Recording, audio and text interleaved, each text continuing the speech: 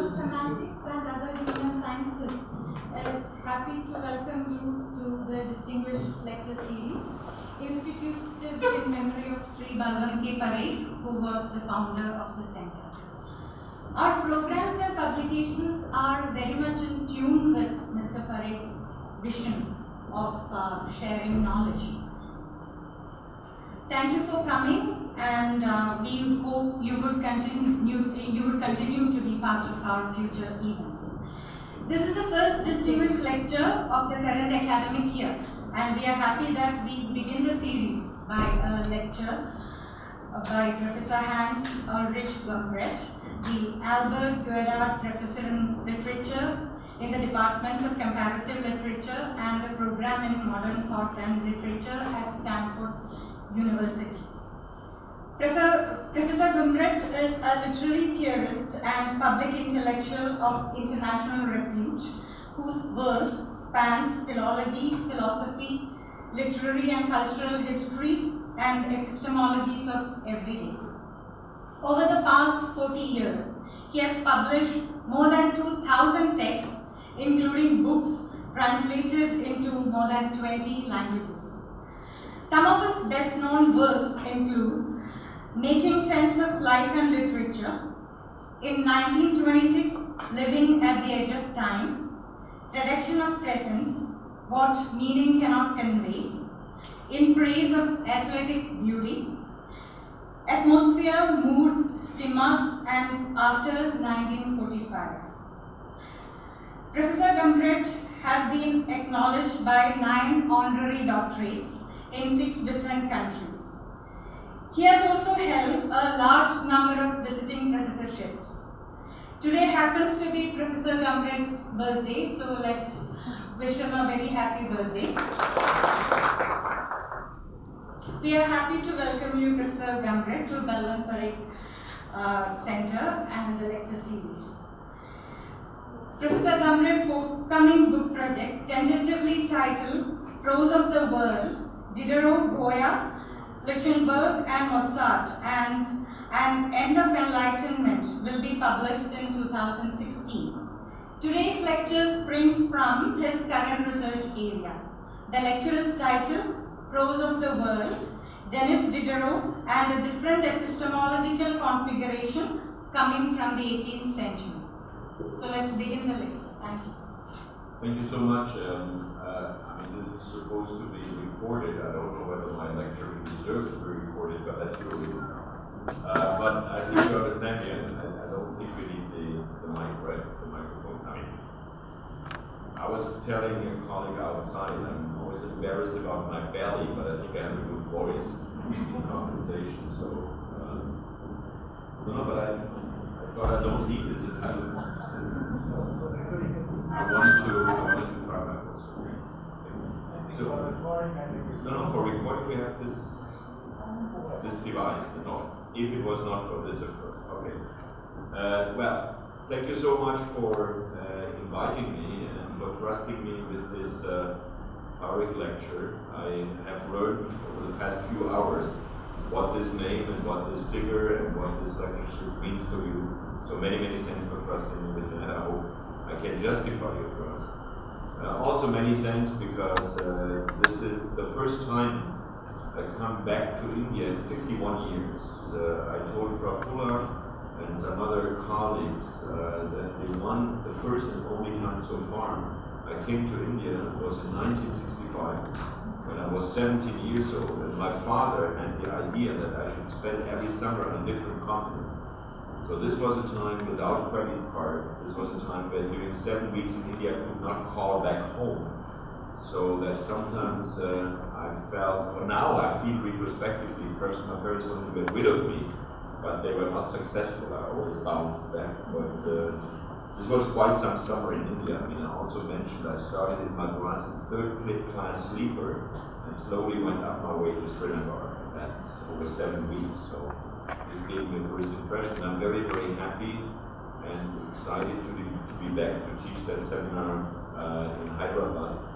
And many thanks for the invitation, and again, and I mean it, many thanks for trusting me. Now, as it was announced, what I want to talk about today is my current, I don't like to say research for the humanities, it is my current contemplation and thinking and writing project. The tentative title for the book I'm writing is quote-unquote Prose of the World. Diderot, Goya, the painter Goya, Lichtenberg, who is a German late 18th century philosopher and Mozart composer, but I'm mainly going to talk about Diderot and a little bit about Goya. That would be too complex for a lecture. Now, the idea of the book is as follows. I find Denis Diderot and the other protagonists of my book fascinating as major 18th century intellectual protagonists that cannot be subsumed under the concept of enlightenment. So I would say typologically speaking, Diderot is not an enlightenment philosopher. That doesn't mean that he's stupid, doesn't mean he's right-wing or something like that, but he doesn't correspond to our main concept of enlightenment. And I believe that this configuration, this epistemological configuration that Diderot and the others stand for, has never been repressed. There is no story of victimage. It has remained peripheral in Western culture throughout the 19th and throughout most of the 20th century. And as I will try to argue, I feel that there is a certain affinity today, at least in Western cultures today, with this configuration. Not a genealogical affinity that finally people rediscovered Diderot, an affinity that you could say is random, that I will try to argue. Is that clear? So, this is the first hypothesis, that there is an interesting epistemological configuration that was never repressed, that remained peripheral, because it was not mainstream, and that we may feel an affinity with today. The second leading hypothesis is that I use what you call, mainly in Europe, the historical worldview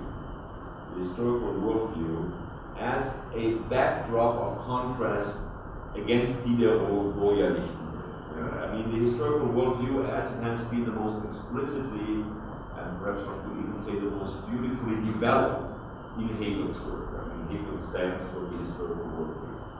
Now, it is interesting that whenever in his very profuse work, Hegel encountered phenomena that fascinated him because he didn't find a place for those phenomena within his work, within his edifice, his philosophical edifice. He referred to them as prose of the world. So this was saying it's respectable, but I don't have a place for it. And it is interesting that in the first place, surprising, that Diderot, in the index of the Hegel complete works, is the second most frequently quoted author, although he doesn't know what to do with Diderot. And there are 18 places in Hegel's work where Hegel talks about Diderot and then associates Diderot with the concept prose of the world. So this explains the title of my book about Diderot. This is an outside view. Diderot is prose of the world, and Diderot is that for which Hegel does not have a place. That doesn't mean it's good or bad, but it is proof, or it is an indication that it cannot be easily subsumed under the mainstream Enlightenment institutional thought. Yeah? I will imply that what we call the historical worldview is one of the central, if not the central intellectual achievements institutionalized of the Enlightenment. And Hegel, being the main representative of the historical worldview, is both irritated and fascinated by Diderot. I also associate with the historical worldview, with Hegel, a specific concept of crisis. Crisis is discontinuity, a situation of discontinuity that allows you to find out, believes Hegel, regularities in historical transformation. And I think it is fair to say that once again, at least in the so-called Western world, to focus on moments of crisis in order to discover regularities in historical transformation and project them into the future has been, or has been for a long time and probably still is, what the humanities and arts consider to be one of their main tasks. Now, here comes the first reasoning. If we discover today in our present an affinity with the type of thought that Diderot stands for. And if Diderot is not Enlightenment thought, and if on the other hand Enlightenment thought, the historical worldview, can be associated with that concept of crisis that has given its main task to the humanities, then we might ask ourselves whether the humanities, as they used to be traditionally, have not also entered into a crisis, whether there is not a crisis of that concept of crisis. Is that more or less clear as a first outline? Excuse me, that's just a test, because this is the first time I speak not only to you, but I'm speaking in Indian. And I assume if you would talk to me and to Stanford or German audience about something as close to your cultural tradition as Hegel is to mine, I actually was born in the same county as Hegel, I would have difficulties. So, I mean, I'm thankful if you try to follow. Let me give you now that I have settled some premises, the outline of this lecture. The lecture will have 5 parts. I'm very bad with numbers. The lecture will have 5 parts. In the first part, I give you a hypothesis about the emergence of the historical worldview.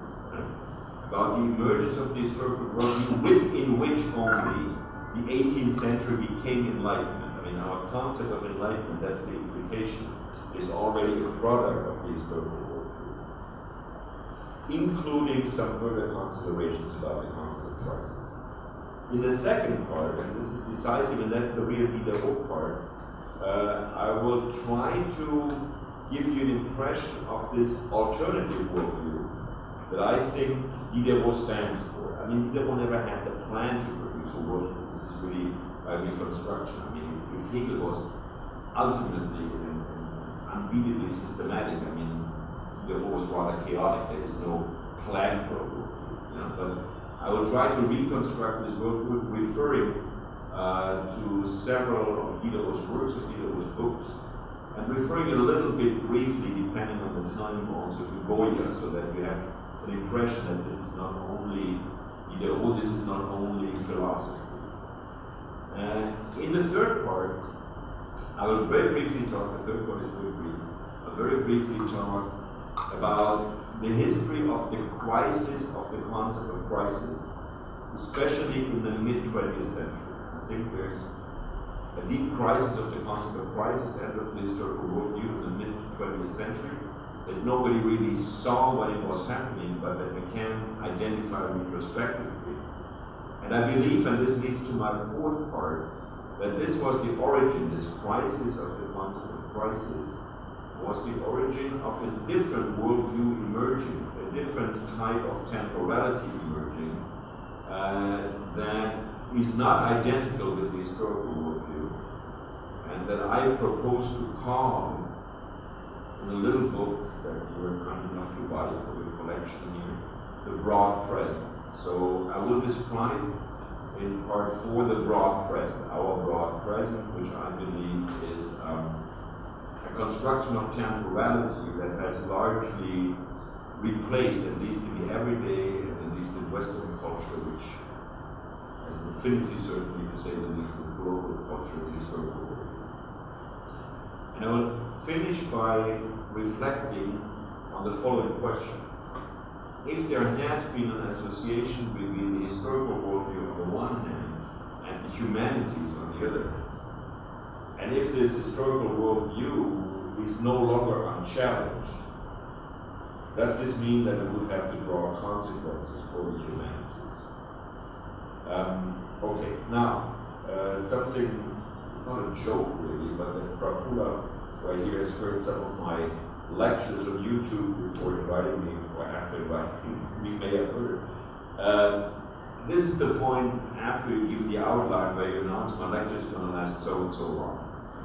Now let me say and confess, and I swear by the help of my grandchildren that this is true. How long the lecture lasts will much depend on the hermeneutics of your faces. If you laugh my little jokes like you do many things, and if you look like you're really fascinated, then I get pretty loquacious and it will be very long. if you look at me like most German academic audiences look at speakers, there's a very specific, is there anybody who knows German? Yeah, you must know German, I don't know. There's what you call pumpig, which means kind of sticky. Sticky like cement is sticky. If you look at me pumpig, and I'm embarrassed about speaking so much, I start skipping things, and the lecture is going to be very, very short. But you realize whether it's short or long, the responsibility will be completely yours. Now, let me make one proposal. Once again, as this is the first time really that I speak professionally to an Indian audience, if there is a moment where you feel, sometimes there are details that can be more or less illustrative, but not decisive. But if you feel at some point that I was too quick in explaining a point that you feel is decisive, that you feel you cannot follow the lecture if I don't make this point clear, why don't you interrupt me? I know that Indians are famously polite, but I would take it as a sign of politeness if you interrupt me in that case. Because, as all of you, most of you know by personal experience, there's nothing more horrible than finishing a lecture with the impression that nobody follows. So just, if you do me that favor to interrupt. I got permission from Profula that may make the lecture longer, but we may then anticipate that the discussion may become part of the lecture. Okay? So, here is my first hypothesis, the emergence of the historical worldview. I could also say the rise of the historical worldview. And if I say emergence, I imply that this was not anybody's intention or anybody's project. It was one of those things that happened in history.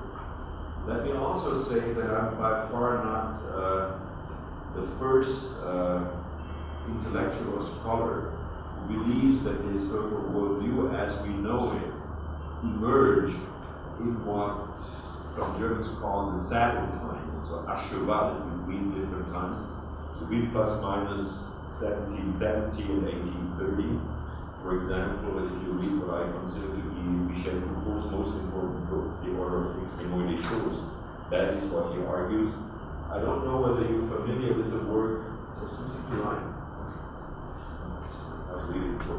with the work what I consider to be the most important humanities scholar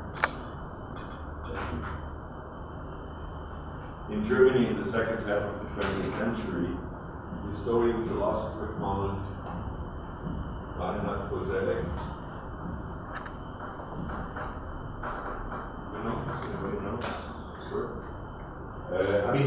Parekh's life work is really the historicization of the historical worldview, to show how the historical worldview emerged, to show that it is not, as most Western intellectuals used to believe, the one and only temporality that is possible. It is, it's the historicization of the historical worldview. So I'm not the first one, not the only one. To give you the impression before I go into detail what I mean by historical worldview, it means that whichever phenomenon you consider, especially if you consider the relationship you have with these phenomena, let's say with the classics, with the national epic, or with the canon of the national literature, you have to see that in a historical relationship. So it is, for example, from a historical worldview, not natural that we feel an immediate relationship with Shakespeare. According to Guerard, for example, this makes the ecstatic eccentricity of what we call a classic, that you feel an immediate relationship in spite of the historical difference. But the historical worldview presupposes that normally you don't feel that. So, to just give you one example, and I think it's a smashing example, how the historical worldview did absolutely not exist around 1750. The first volume of the Encyclopédie by Diderot, the first great encyclopedia which gave name to the genre, the first volume was published in 1751, and it is long enough to contain the entry on classic. So, seen from today for classic, you would expect something like a philosophical discussion of what is classic. We call classic all the authors that can be used in high school au lycée, as a model for good writing. And what follows is a list of 38 authors from ancient Greek from ancient Greek times, and some 25 Latin authors, period. So there's no question. He said, these authors are then more than 2,000 years old. How can there be a model for good writing? Yeah, this is before the historical worldview. The fact that, I can see in your faces, thanks for being so expressive, and thanks for giving me some orientation. For us, that would be unthinkable. Yeah? We would argue how it is possible to read Horace, or how it is possible to read Sophocles and still feel an immediacy. No. For the 18th century, that's a given. So there is really a point in the mid-18th century where even for intellectuals such as Diderot, the historical worldview does not exist. Now, one last preliminary remark. I've gotten used to calling these social constructions of temporality chronotopes. Some of you may know that I'm borrowing this word from Bakhtin, but Bakhtin uses it in the etymological sense of chronos, time, and topos, place, for the intertwinedness of time and place. So I have to admit and to announce that I simplify the concept. I just use it for the temporal side. So the only reason why I'm using is to not constantly say social construction of temporality. When I say chronotope, I mean a historically specific social construction of temporality. Now, finally, to the emergence of the historical chronotope. I believe that it all begins in the third quarter of the 18th century, and that can be documented by intellectuals. And the word for intellectuals in the 18th century is philosophe, in the common language of the 18th century, which is French. So philosophe did not have the meaning it has today. Today you can polemically say it refers to an academic who administers a stretch of the history of philosophy. Yeah? In the 18th century, it was equivalent to what we call intellectual, and as I'm a professor of French, among other things, it's interesting. The word intellectual was born in the early 20th century in the so-called Dreyfus affair. When Émile Zola intervened in favor of Dreyfus, he was polemically called an intellectual. And that became our word, and that took over first in French and then in all other Western languages. So when I say philosophe, I mean the precursors of intellectuals. What you can observe in the third quarter of the 18th century is how intellectuals, philosophes, increasingly become second-order observers, how they habitually become second-order observers. What is a second-order observer? A second-order observer is somebody who observes herself in the act of world observation. Now, you will say that has always been possible. Was Plato not a second-order observer? Was Montaigne not a second-order observer? Were the great protagonists of your cultural tradition not second-order observers? The point and the difference is it becomes habitual for one small social group, and this is les philosophes. So from the third quarter of the 18th century on, an intellectual cannot help observing himself in the act of world observations. When I'm teaching that to my students, I'm normally adding as a footnote, and this is why the rest of society thinks that we are so strange, we intellectuals, because we cannot help constantly commenting upon what we are doing, observing ourselves in the act of self-observation. Okay, now the act of self-observation becoming habitual, I get the impression that this is clear, has two major consequences, which again you can document. A second-order observer will quickly discover that the result of her world observation, her experience, will depend on her point of view. And as she is intelligent, she will also quickly realize that there's always a potential infinities of point of view. And that means that from the late 18th century on, for each object of reference, there is a potential infinity of representation or a potential infinity of experiences. I was announcing that I would not get up, but as I like the author so much that I want to refer to, I will get up. It is interesting that my favorite German classic, an author you may not have read much, Heinrich von Kleist.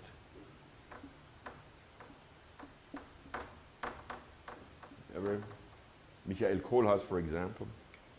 So Heinrich von Kleist is, among other things, an obsessively reference-obsessed author. Yeah? The descriptions of faces, of landscapes, of buildings. He wrote the most beautiful description ever of my hometown, for example. Heinrich von Kleist, who was an artillery officer, by confusion, I think, read 10 or 20 pages of a critical book of Kant, we don't know which, probably the Third Critique, and drew this consequence, that if Kant is right, then for every object of reference, we have a potential infinity of representations. And if this is true, says Kleist, then there may not be an object of reference. Yeah? I call that the epistemological horror vacui, and we can tell from his correspondence with his fiancée that Kleist really fell into what you would call today a subdepressive state about that. I'm not joking. Yeah? This was a challenge. This was depressing. There is no reference. I mean, we have all gotten used to live with that intellectually, but it was a shock in the late 18th century. There is a second consequence of the emergence of the second order observation as habitual, and that is that a second order observer, observing herself in the act of world observation, will discover that there are two dimensions of world appropriation. World appropriation by concepts, that is Cartesian, this is what Descartes is all about, which we can call phenomenologically experience, but there's also, and this had been excluded or overlooked by the Cartesian paradigm, world appropriation by the body, by the senses, what we call in phenomenology perception. So the second obsession of the late 18th century is the question, is there a compatibility between world observation by concepts, experience, and world observation by the senses, by the body, i.e. perception? Now, once again, you could write long and, I think, beautiful books documenting these two worries. This was actually actively lived, erlebt, as one would say in German, in the late 18th century. I will now talk about two solutions. Now, these solutions were not actively searched for.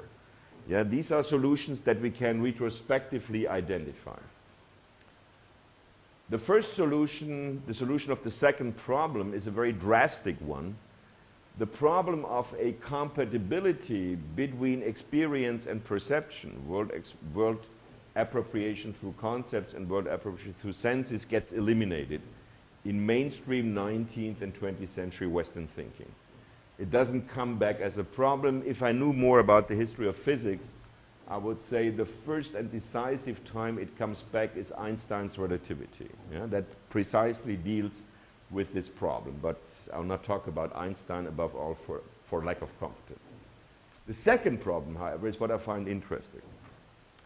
I think the second problem finds the problem of the epistemological horror vacui, perspectivism, infinity of representations, finds a problem by a shift in the basic principle of world representation. Until the late 18th century, as the genre of the encyclopedia proves, you have a mirror-like principle of world representation. So each object of reference will have a canonical one and only description, the right description. This is what the encyclopedia as a genre tries. What we can observe from the early 19th century on is a shift towards narration. Only from the early 19th century on, when somebody is asked, well, I will use Western examples because I wouldn't know about India, but if somebody is asked, what is England or what is Great Britain, he will tell you the history of Great Britain. And I'm referring to Darwin now. From the 19th century on, when somebody is asked, what is a horse or another species, he will give you the evolutionary history of the species. And if somebody is a young philosopher and asks himself, what is the spirit? He will write a book under the title The Phenomenology of the Spirit, and if you have read it, you know it's a narrative. I mean, Hegel's book, The Phenomenology of the Spirit, has a narrative structure, surprisingly somehow. And it's never said, but it has a narrative structure. It goes along a biography, so to speak. Now, why, and this is my decisive point for this afternoon, so if you follow me with this argument, you are through with the worst. Why is this a solution to the problem of perspectivism? Why is the shift towards narration a solution for a problem of perspectivism? Because a narrative as a discursive pattern allows you to absorb different representations. Yeah? You will then say, this is development, this is evolution, but you have different aspects of the object of reference within a narrative. Yeah? And in this sense, I think one could say that the shift towards narrative, which once again was nobody's invention, nobody's intention, it just so happened, turned out to neutralize, to absorb, to solve in a certain way the problem of perspectivism, the problem that young Heinrich von Kleist had suffered. I mean, it looks like you all got this. Is this true? Which is extremely frustrating for me each time that this happens, because it took me about 20 years to figure this out. And then you give it away and people get it. No, I'm not frustrated. I'm very happy. But let me just, and I will not do that all the time, pause. If this is not clear to any of you, I mean, if you think it's brain damaged, then tell me in the discussion. Only if you feel you cannot follow, then let me know now, because this is a decisive point for what follows. Okay. Yeah, good, thank you.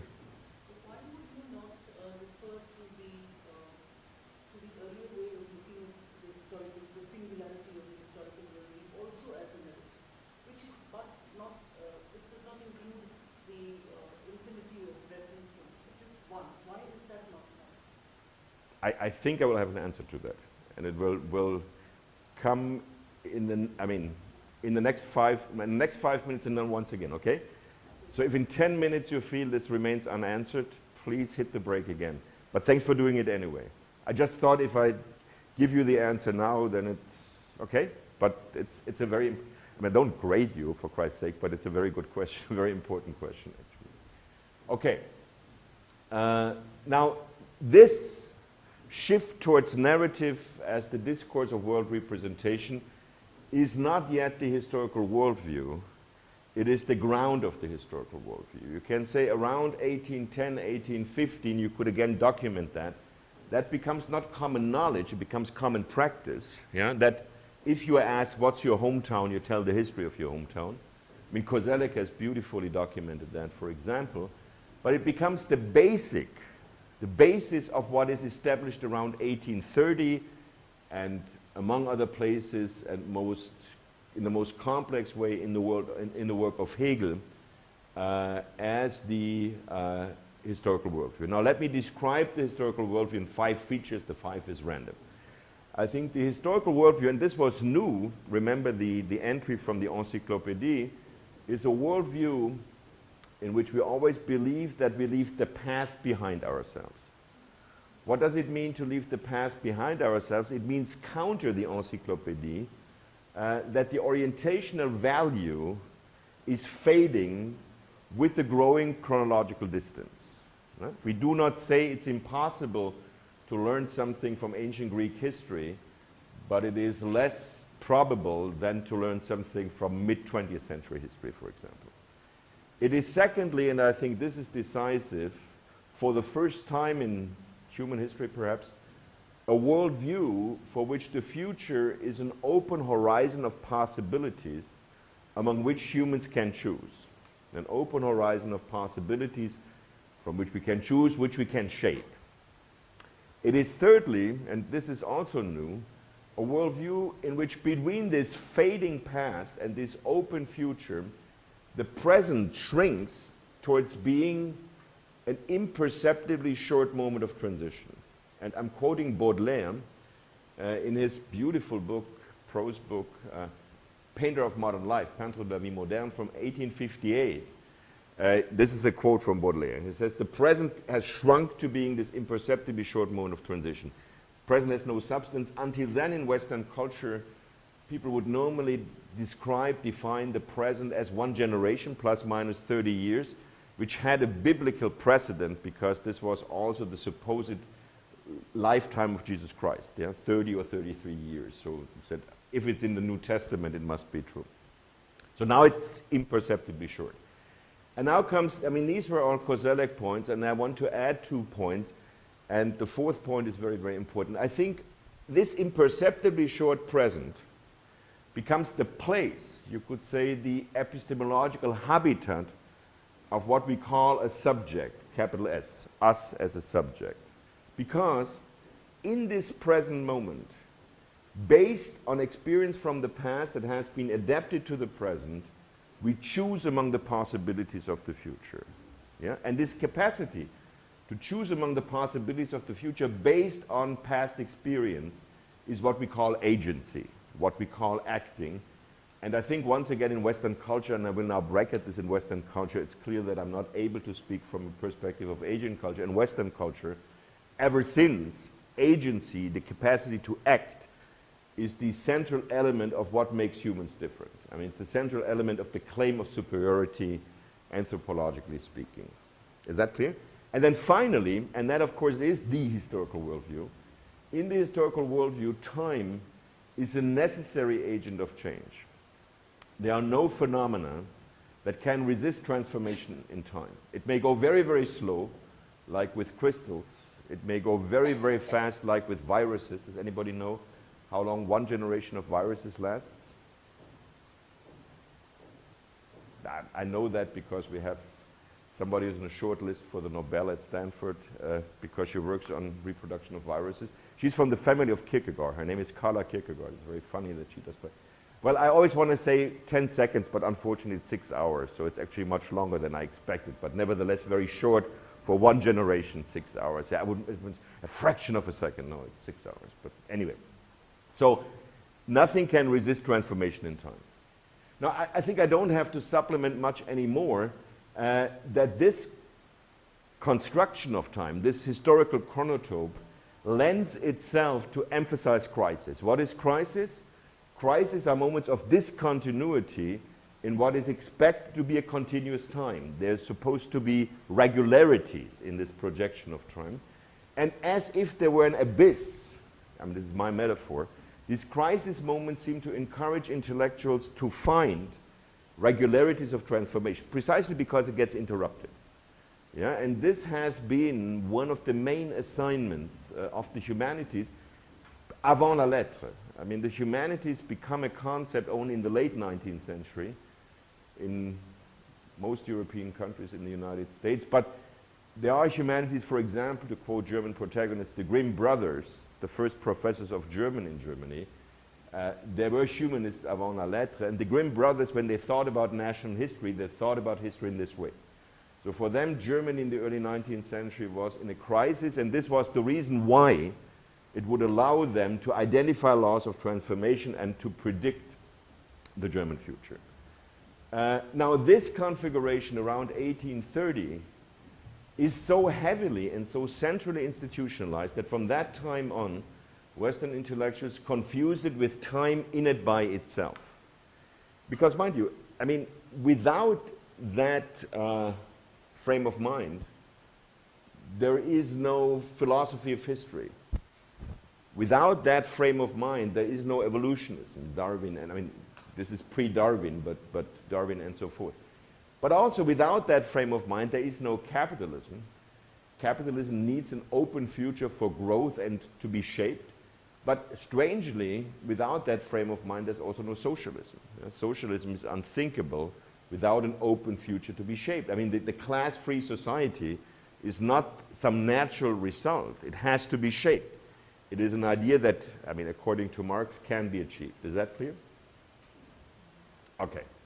So don't fear, this first chapter is by far the longest, and I think you have the worst, I hope it was not so bad, behind yourself. Second part, in contrast, what does Diderot's, but not only Diderot's worldview stand for? In the first place, I believe that this whole absorption of perspectivism does not take place in Diderot. I give you one novel that used to be his most famous novel. It's no longer the most widely read novel today, but when I started studying French in the 60s, it was clearly the most canon. And this is Jacques le Fataliste. Yeah? Now, Jacques le Fataliste is already counterintuitive because it is an 18th century novel in which the servant is, if you forgive my language, an idiot. He's just stupid. And the aristocrat is very smart. This 18th century, I mean, Enlightenment novels are normally the opposite. And I mean, Diderot had no specific sympathy for the aristocracy. It just so happens. And it is a travel narrative, much to be commented on the travel narrative, but I will just highlight one always returning sentence. Whatever happens, Jacques, the servant, will say, "C'était la faute de la fatalité." It had to happen this way because there are what we would call historical necessities. And the aristocrat mocks himself of him. And over the trajectory of the 300 pages of the book, you will see that Jacques is really not very, very intelligent. Yeah? So there is a polyperspectivism. Yeah? I mean, one more example. The book starts with a sentence, a travel narrative. Where did they come from? Where will they go? They normally walk to Paris in a French novel, right? And Diderot says, n'importe. It is of no importance, I will not tell you. They didn't know themselves. So, I mean, there's this strong emphasis on randomness. Everything is random, everything is polyperspectival. Point one. I mean, this is exactly what the historical worldview takes care of, neutralizes, absorbs. Okay. Point two, if you are in such a situation of constant randomness, you can say, I mean, in Germany you would say, the world presents itself as a field of randomness or a field of contingency. Yeah? Many things can always happen. Then what is required, what you do not need in the historical worldview, is judgment. Judgment in the Kantian sense, judgment in the sense of the third critique. Judgment in the sense of singularity. Yeah? Judgment in the sense that there is no precedent. You cannot say, oh, Aristotle solved this problem this way or that way. Judgment also in the sense that you have no deductive or inductive help.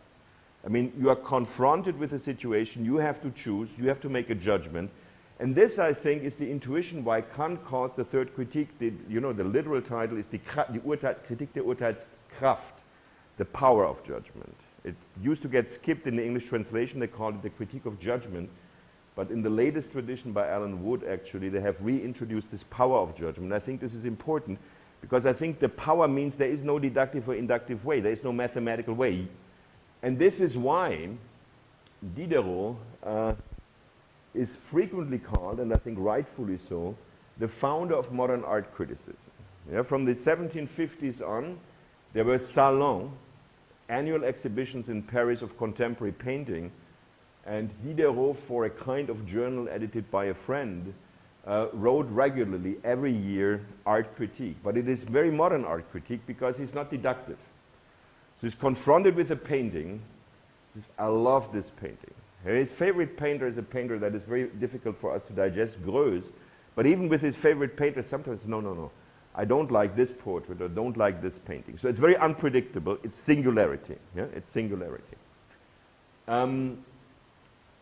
To give you one other example of Goya, I don't know how familiar you are with Goya, and as I hate PowerPoint projections, I want to just give you a reminder, if I have it here. Yep. Has anybody ever seen this Capriccio of Goya? This is number 43.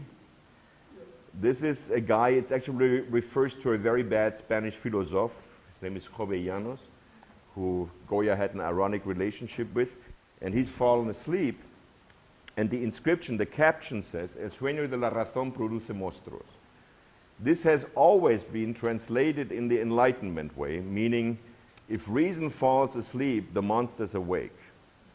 Now, I don't know whether you know, and that is interesting, that semantically it can with the exact same probability in Spain mean if you dream of reason, the monster's awake, which is the exact opposite meaning. You get the point? I mean, it can mean, if this is the Enlightenment, if reason sleeps, the monster's awake. I mean, yes, true, but pretty boring. Tell me something new. It can also mean, if you dream of reason, the monster's awake. Now, We do not know whether this is intentional, but it is very likely. Because the Capriccio is a collection of 8... Sleep of reason brings forth monsters. Sleep of reason brings forth monsters. Yeah, brings forth monsters. That's the classical meaning. Yeah. But it can also mean the dream of reason. If you believe too much in reason, it brings forth monsters. That's the funny thing. It's the exact opposite meaning. No, it's not, this is not, I mean, I have some colleagues in Spain who hate that second meaning, but I have not seen yet any Spanish scholar, especially a linguist, who doesn't say, no, it's bisemantic. It's completely bisemantic. The fact that it has never been seen shows how strongly the Enlightenment tradition is institutionalized. And I'm not saying that Goya was in favor of the second meaning. Goya was in favor of the perspectivism.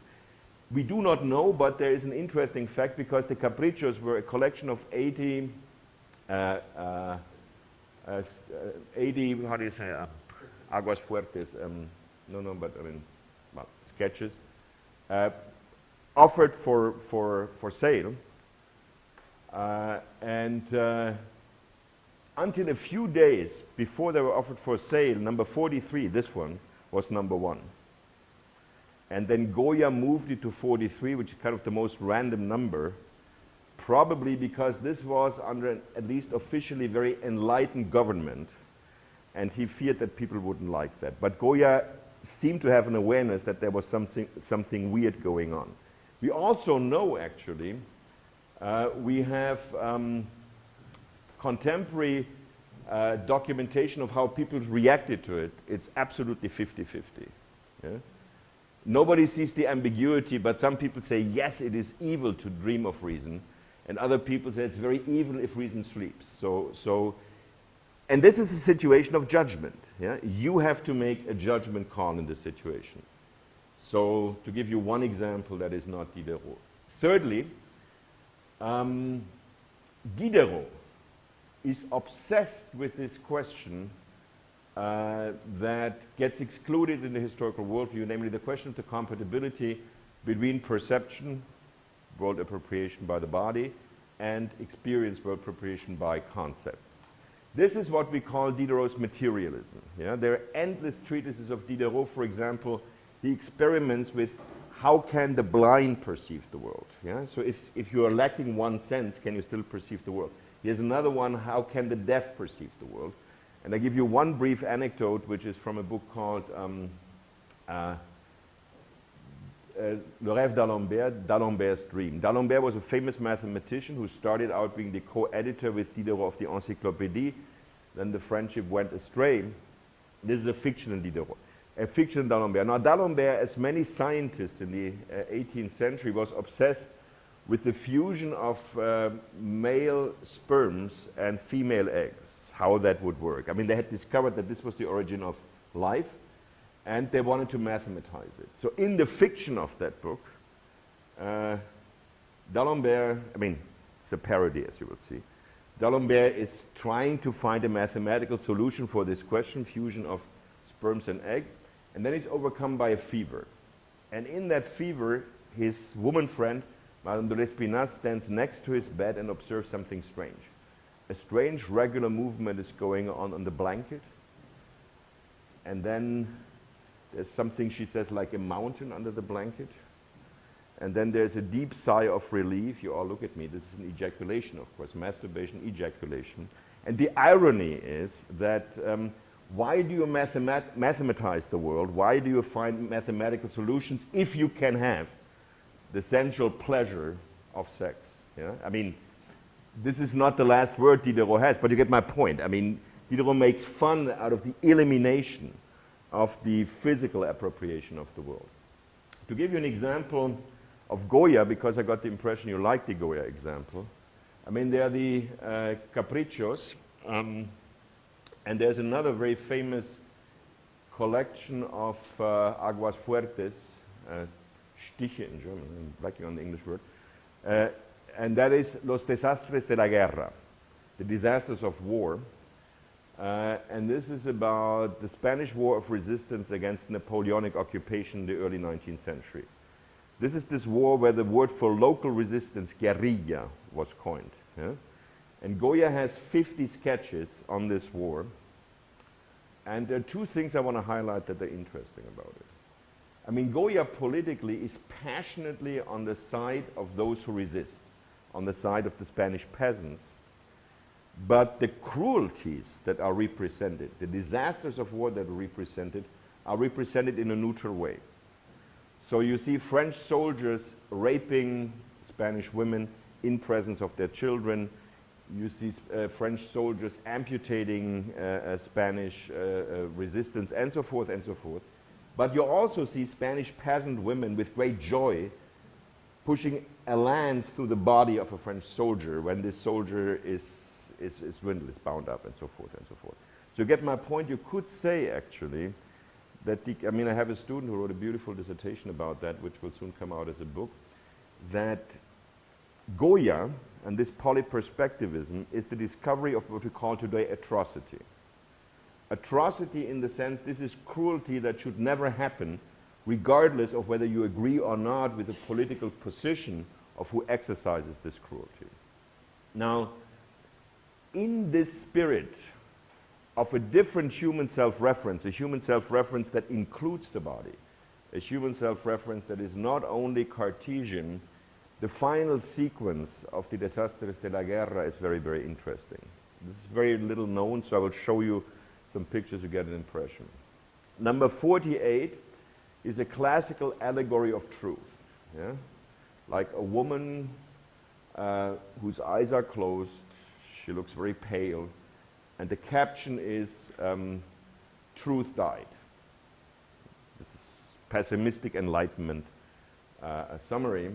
49, she opens her eyes a little bit, and with these two question marks, in Spanish there was two question marks before the sentence, after the sentence, resucitará, will she maybe awake again? And then Capriccio, Desastres number 50, completely surprisingly, and I will show you, this is the last one, does no longer deal with the truth. It has this representation of a young woman with naked breasts. If you know something about Spanish social history, she is not an allegory of truth. She's dressed like a peasant girl. She's probably pregnant. It doesn't say she's pregnant. She's also, if you forgive my language, just very sexy. We know that this was the kind of woman that Goya adored sexually. And the caption is, but the real thing is life. Lo verdadero es la vida. You get my point? So, I mean, he ends on truth. Did truth die in the Civil War or not? And he skips that question and says, the real important thing is not about truth. The real important thing is about life. Yeah? About life including the body. And I mean, unless she is in a 21st century American type overweight, she also, I mean, we don't know that he wanted her to look pregnant, but clearly she's meant to look pregnant. Yeah? I mean, life, reproduction, continuity of life. And I mean, I don't want to sound like a fascist to praise that, but I want to say this is a completely different epistemology. I hope you get this point. So you have materialism and you have a different human self-reference. Yeah? Another text of reference would be Rameau's Nephew, which is a text of a dialogue between a philosophe, very much like Diderot, and a homeless person. Yeah? Yeah? Thank you. How an epistemological rupture is possible between youth and life? No, it's not a rupture, really. I mean. But how can you prioritize? No, I mean, this is, okay, this is Goya, okay? Goya did certainly not think in epistemological ruptures or epistemology. This is why I find it interesting. It is just, I mean, Goya is somebody who fascinates me. Goya was certainly not an intellectual in our sense. I mean, Goya, if you see Goya's letters, they are so full of orthographic mistakes, which is very difficult in Spanish. I mean, this is one of the few languages where you have to make an effort to make orthographic mistakes. I mean, the syntax is horrible. This is Goya, who participates in the life of his time and who feels that this question of truth or non-truth is ultimately non-consequential for life. Yeah? What matters, I mean, this is very interesting because also, is anybody who knows Spanish? I mean, not that I'm requiring that, but it is interesting because it's la verdad, murió la verdad, truth Truth is always truth, capital T. And then he doesn't say truth is life. He says lo verdadero. And lo verdadero you would have to translate like the real thing is life. You know, it's not about truth. It's about, so yes, you can say epistemologically that's impossible. Yeah, you don't get from A to B. But this is not how Goya feels. I feel this is, you could describe that Goya living around 1800 has been exposed to all these Enlightenment discourses that in Spain are always recycled. And he ultimately feels this is not what matters. And I'm not saying that he is right. Yeah? I don't want to sound like Adolf Hitler or like Mussolini by saying life is the real thing. But it is interesting that this other epistemology exists. Yeah? And yes, if you hear that I have a certain sympathy from this point of view, that is also true. Okay, and finally, just to make this story complete, it is interesting that in Diderot you don't have any feeling that time is a necessary agent of change. I mean, the last fascination that Diderot had before he dies is Seneca for some reason. And Seneca for him immediately becomes a model for present, I mean for his present day politics. Yeah? He doesn't say, well, this was the Roman Empire and Nero was crazy, etc., etc. It becomes immediately normative. Yeah? It is very much like this encyclopedia article from 1751. So this does not play a role. Okay. Third very brief chapter. So, by the way, I mean, singularity, was this okay? Yeah, this was, you saw that was a point I wanted to get to. So I would locate singularity much more in this alternative, peripheral paradigm, yeah? I mean, in Hegel, in a way, nothing is allowed to be singular. Yeah, no judgment is allowed to be singular. If you read Hegel's Aesthetics, which of course is a fantastic work, but every artwork has to stand for its moment. Everything has to be paradigmatic. Whereas precisely in Diderot, everything is singular. Yeah? And that's what I want to say about Goya. And that's what I want to say about these atrocities. The discovery of atrocity is you cannot subsume an atrocity under being with a politically right position. It remains an atrocity. And it remains an atrocity under the conditions of singularity. So not only, I will say, is it horrible to be homophobic, there is a singularity to what happened in Orlando on Sunday morning. Yeah, there's a singularity of that moment and of shooting those 49 people, of 100 people, and of this horrible moment that I think one cannot think these days without thinking this moment, especially if this is your country. In my case, not the country I was born, but the country I chose to be my country. Yeah. So when Diderot is talking about horizon, is he talking about the horizon as a singularity, or is he talking about something like Martin Heidegger talks of horizons? Well, now we're doing real philosophy. Well, in the first place, I think when Diderot talks horizon, that would be singularity. Yeah? I mean, this would be, for example, the horizon of the one picture by Goethe he's talking about. He's normally critical about the horizons. Yeah? In general, but in a very general, you would have to come to my seminar in Hyderabad, that would be a topic. I do think that there's a certain affinity between this Diderot, I don't call it a paradigm, it's not really a paradigm, but this configuration and Heidegger's philosophy. Yes. I mean the Heidegger, if you know Heidegger well, for example, of the 1929-1930 lecture of fundamental concepts of metaphysics, yeah? Where he talks for the first time about world as horizon. This is very similar. Fantastic. I mean, sorry, once again, I don't have to grade you, but I'm very, very happy to hear that. Yeah, because then earlier when Heidegger is talking that horizon for him is limited, cannot be stretched. Yes. But as an argument, it can be put that horizons can be stretched, because once you, very generally speaking, when you are going in a ship, for example, and you approach a horizon, and if you want to reach at that point, when you reach there, this horizon still remains as a horizon.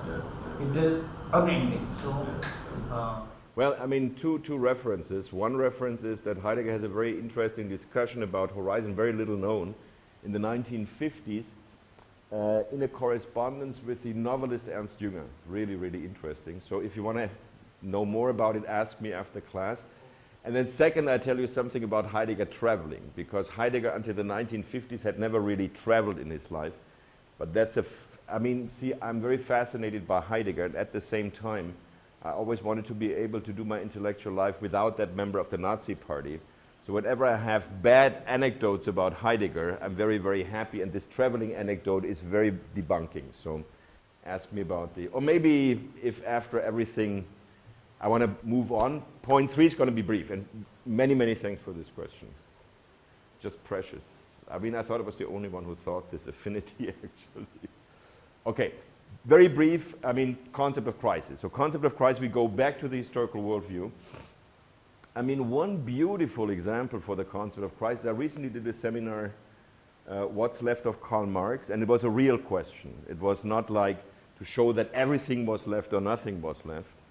And I have to say, I ended up this seminar, surprisingly to myself, not being a Marxist, no, I will not pretend that, but being very enthusiastic about Marx as an intellectual, also as one of the great authors of German prose. I mean, he's such a fantastic prose author, it's quite impressive. Okay, so Marx and Engels, by 1848, the first European revolutionary years that included the working class, Marx and Engels had already fully developed the theory of class struggle.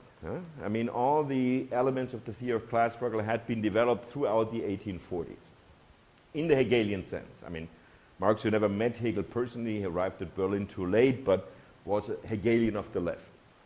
That meant that in 1848, when the revolutionary movements began, and Marx being a journalist, they immediately published prognostics about how this year would end. And Marx several times, and Engels several times, during the year 1848, prognosticated that the class-free society would be reached before December 1848. And we all know that this, unfortunately, did not happen. The intellectual quality of Marx, above all, but also of Engels, is shown by the fact that they reacted to that. Yeah, the disappointment about their own prognostics in 1848 was the reason not only why Marx spent the rest of his life in England, but was really spending decades of concentration of thinking in the British Library. And basically, he reacts to this crisis of the concept of crisis. 1848 would be a crisis, you can prognosticate, but he realized his prognostications were completely off. He reacts to that by complexifying his theory. Yeah? For example, the distinction of base structure and superstructure does not exist in the theory of class struggle before 1848, so it makes it more complex. So he says, culture slowed down the political progress. Huh? This is, for example, in the 18th Brumaire of Louis Bonaparte, where he introduces new concepts. Or, until then, he only had aristocracy, proletariat, and bourgeoisie, so the famous Lumpenproletariat, the famous petite bourgeoisie, and some other class concepts are entering. So Marx reacts to that by complexifying the history of the class struggle. One could also say, but that's a different discussion, he reacts to that by the Kapital is no longer a history of the class struggle. I mean, the Kapital is really a systemic book in which from time to time he refers to history, but you feel it's almost out of obligation because he has a theory of class struggle, but it is much more a systemic analysis. A systemic analysis as a footnote, which I believe has lasting value. I mean, I was surprised, but we had this experiment in my seminar. Would we be able to apply some of the categories to Silicon Valley? And it works only too well, astonishingly well. Okay, all of this didn't make me a Marxist, but very enthusiastic about Marx. But I want to focus, so I mean, Marx, so to speak, fixes this crisis. Yeah? The concept of crisis goes on, a historical worldview goes on, but the mid-20th century is a crisis moment that is more dramatic. And can you still, I mean, I think from now on it will take me another 15 minutes. I mean, you don't look, I was reading on my flight here about Muhammad Ali, but you don't look like you're hanging the ropes yet. Yeah, 15 minutes, is that okay? It has become a little bit seminar, okay. Okay, so I give you some points of reference, mid-20th century, where the crisis concept does really no longer work. The most impressive one, I believe, and I will admit I'm not a great Benjamin fan. One cannot not be a Benjamin fan, but I'm not one of those who believe, you know, answer for every question is in Benjamin. Benjamin has a certain tendency towards intellectual kitsch, I would say, but okay. But a very, very, very important document in this sense are Benjamin's thesis on history from 1940. I mean, who is familiar with the text? Or who is not familiar with the text? That's impossible. Nobody's familiar with the text, no, it's not. Okay, I will take 2 minutes to describe it a little bit. So, what a Brazilian doctoral student reminded me of, and I'd never read that before, and that is very, very important. When Benjamin died, Benjamin's future in his personal perception must have been closed. I mean, it cannot have been a Hegelian or a Marxist future that you can shape in the following sense. So Benjamin, as a German Jew, he fortunately was actually in Ibiza in Spain when Hitler came to the government, so he never returned to Germany. He didn't have to escape Germany. Established himself very poorly in France, and only during the 1930s tried not only to become a Marxist, but to set all hope on the Soviet Union. Yeah? There are very pro-Soviet Union statements, in spite of Stalin, by Benjamin from the 1930s, very understandably. I mean, that's the only other solution. But when Benjamin dies and when Benjamin commits suicide, the Hitler-Stalin pact, the Ribbentrop-Molotov pact, is in place. The Soviet Union has allied itself to Nazi Germany, and Benjamin did not live long enough to live the German invasion and the Soviet victory in World War II. So you get my point. Benjamin's future is not an open future that you can choose. I mean, Benjamin's future is completely closed. And I think this explains the crisis of the historical worldview for him. This explains why you have this beautiful emblem inspired by this etching, where the angel is still moved towards the future by the winds of history, as he says, by Paul Klee. I mean, this painting by Paul Klee. But the angel looks back into history. Now, we do not know what it means that the angel looks back. I quote another student, interesting student from Israel, I mean Stanford student from Israel. She thinks that is an emblem for empathy. So if you can no longer argue in a Hegelian way, the empathy with those who get defeated in the past can still blow you towards the future. But you see, this is already a reformulation of the historical worldview. So this I find very, very interesting. Another book started the same year. I mean, not the same year, sorry. This is a book started before Stalingrad. So by two German Jewish immigrants in California, Adorno and Horkheimer, before it became clear that Germany, Nazi Germany, would not win the Second World War. And this is the Dialectics of Enlightenment. Yeah? Dialectics of Enlightenment, which is a book that asks, how can it be, if we believe in philosophy of history, that the Holocaust, I mean, they don't have the word Holocaust yet, can emerge out of one of the central cultures of Enlightenment, i.e. German culture. Yeah?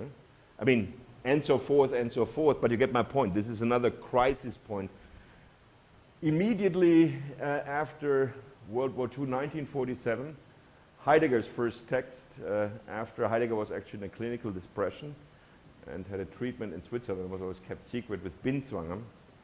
And in 1947, he writes his first text, The Letter on Humanism. And for me, the decisive sentence in The Letter of Humanism is, how could we humans possibly believe that we were intellectually sufficiently equipped to guarantee our individual and collective survival? Yeah, I mean, I would kind of agree with this sentence, but it is also the most devastating sentence in terms of us shaping our own future.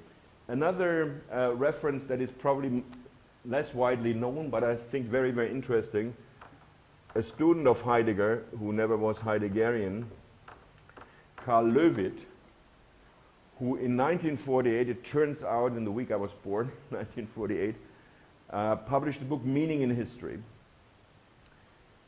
which is the most devastating critique of philosophy of history. He says, any attempt to infuse meaning into history is the beginning of totalitarianism. May that be Soviet totalitarianism or Nazi totalitarianism. I mean, you may say this is hypersensitive, but you get my point. This is very, very interesting.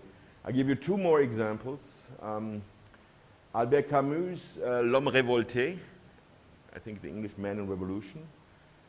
This is the departure of Camus from Marxism, where he says it is basically immoral to sacrifice human lives on the check of a prediction of the future that is not empirical. Yeah? I will no longer agree with that. And it ends with this beautiful description of what he calls Ithaca. This is not the mythological Ithaca. This is probably Algeria, where he's born as a Pied Noir. And he says, this is very poor, this is very scarce, but I prefer this real present, this problematic real present over any promise for the future that is not empirically covered. And you get my point. So I don't... Camus? That's Camus, yeah. I mean, and if you don't have it present, you have never read it. The final 10 pages, this description of Ithaca, I think is one of the best Western texts of the 20th century. I mean, the whole book is beautiful. You know that there's a Camus Renaissance going on, but I think this insistence on the present, and all you can have and all you can cultivate is the present, and don't make empty promises on the future, and don't sacrifice human lives. It's absolutely mind-bogglingly beautiful.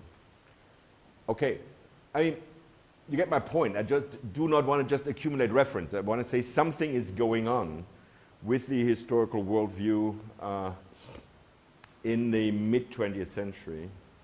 A decisive text, not a very important philosophical text, a symptomatological text, is Jean-François Lyotard's The Postmodern Condition from 1978. Once again, I insist, not a very important philosophical text, but it marks a moment. And the moment is really his critique of what he calls les grands récits, the great narratives. Yeah? Because he, for the first time, undermines what was the big solution of historicism, namely by saying, you know, you can, of course, also tell an infinity of narratives for each object of reference. So the shift to narration is not a solution. Yeah? I mean, and this is the beginning of what we then call postmodernism, of neo-historicism, and so forth and so forth. I don't get much into postmodernism. I think it was a very interesting moment. I don't think that the concept, at least from my point of view, has any particular philosophical value, but I come to part 4, and I promise that 4 and 5 are the shortest.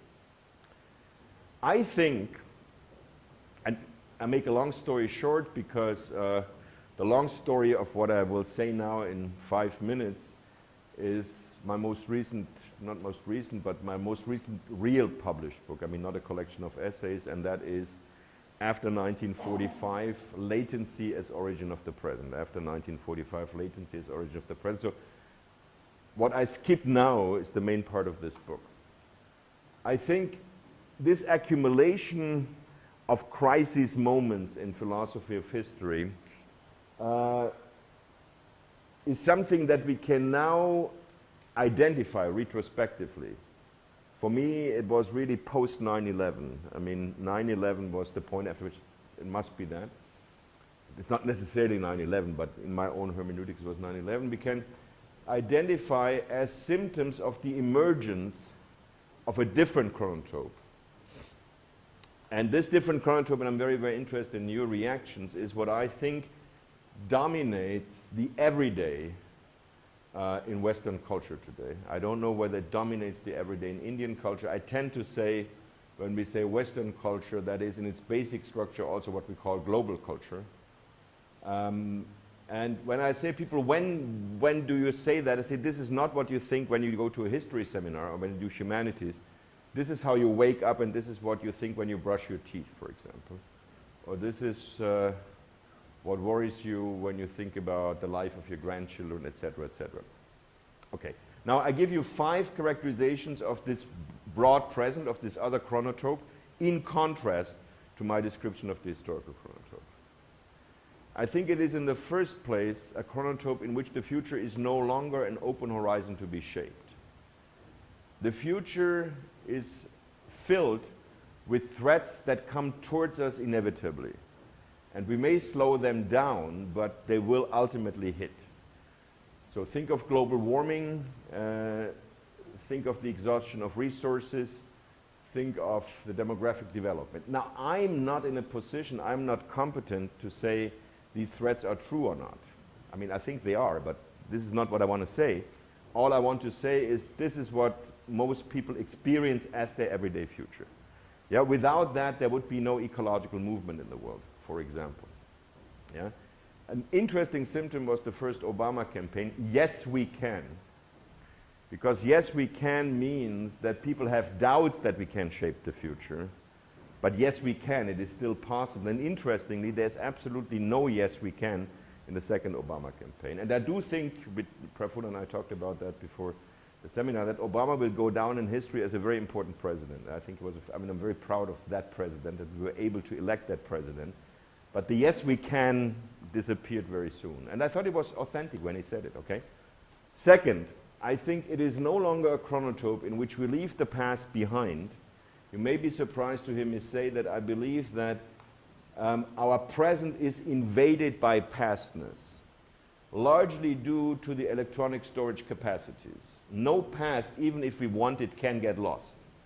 Yeah, to give you a symptom, in Europe, this of course are the memorial years of World War I, especially France and Germany. And there's no French or German newspaper in which you cannot see every day on the web version original footage from World War I. So that day, June 15th, 1916, the Battle of so-and-so, and you have original footage. You get my point. I mean, everything is available. And I warn you, there's a Stanford Google project. It's called Stanford Google Project by university, whose promise is to make every document that exists on this planet available on every computer screen. And rumor has it, but it's very plausible, that the remaining problems are only legal. There is no technological. You can screen everything. You can make it available on every computer with this. I mean, the search engines are powerful enough. It's a legal problem. It's a copyright problem. If that happens, nobody will be able to write a history dissertation according to the official rules of having read all documents. Completely impossible. You know that. Now, third point, and that is my main point. Between that blocked future and that past that is aggressively invading the present is by no means anymore an imperceptibly short moment of transition. The present has become an ever-broadening present of simultaneities. You get my point? Everything is in the present. Everything is in the present, hence the title of my book, Our Broad Present. Should be Our Broadening Present, but Columbia University Press thought broadening was not a good word for the title. You could also say, if the Diderot present was this field of contingency, yeah? I mean, everything is simultaneously present. You have to constantly choose. You have to constantly make a judgment. But field of contingency in the sense surrounded by things that were supposed to be necessary, fate, and things that were supposed to be impossible, hence field, yeah? Surrounded by something that's not contingent. You could say that today, both the side of the impossible and the side of the necessary are melting. To give you one example, until very recently, something that was necessary in the sense of fate was the sex into which you were born. You know, we all know, and thank goodness, it's a great acquisition of liberty. This is no longer the case. So the best friend of my 7-year-old granddaughter is a girl who was born, I mean, according to her own feeling, into a male body. And everybody she lives in a village, my granddaughter. Everybody in elementary school knows that. They all talk about, of course, they treat her as a girl, and the parents have started the gender transformation surgery at the University of Munich. Fantastic. Yeah? Same time, what is impossible? Eternal life seemed to be impossible. And maybe it will remain impossible forever, but you all know that eternal life is today a research project of all better medical schools. Yeah?